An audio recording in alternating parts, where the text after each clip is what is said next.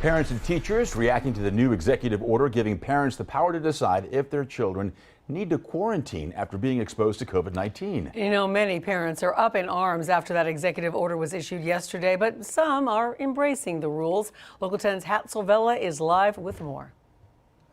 And the parents who do support the governor have a legitimate reason, and it has to do with work and childcare. I'm glad that the governor gives us certain options. When it comes to quarantine rules, some parents believe the governor has the right idea. And if that child is not showing any symptoms of any sickness, that child should be able to go to school. Audrey Foy has two kids who attend Broward schools. On Wednesday, the governor said quarantine rules for school-aged children are damaging to their educational advancement. A new state rule says parents should decide if their child should quarantine after coming in direct contact with someone who tested positive for COVID-19. For many parents, it's also about last-minute childcare and missing work. In the end, you have some leeway because we don't have all the options to keep our children home for up to 10 days. So we just need some wiggle room. In Broward schools, if you're vaccinated, you do not need to quarantine as long as you don't have symptoms.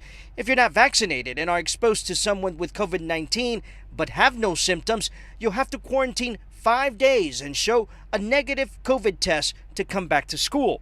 The governor's latest rule still causing concern in the classroom, especially among teachers who have lost colleagues to COVID-19. It's really hard because we were friends over 20 years. Broward school teacher Katrina Whitaker lost fellow teacher Janice Wright in mid-August to the virus. He's playing Russian roulette with our lives because I think that it shouldn't be up to the parent.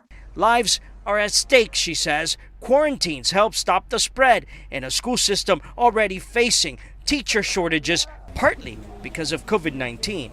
So whether it's a debate over masking or a debate over quarantines, one thing seems to be prevalent and consistent, something that everybody agrees on, and that's the fact that if your kid is sick, he or she must stay home.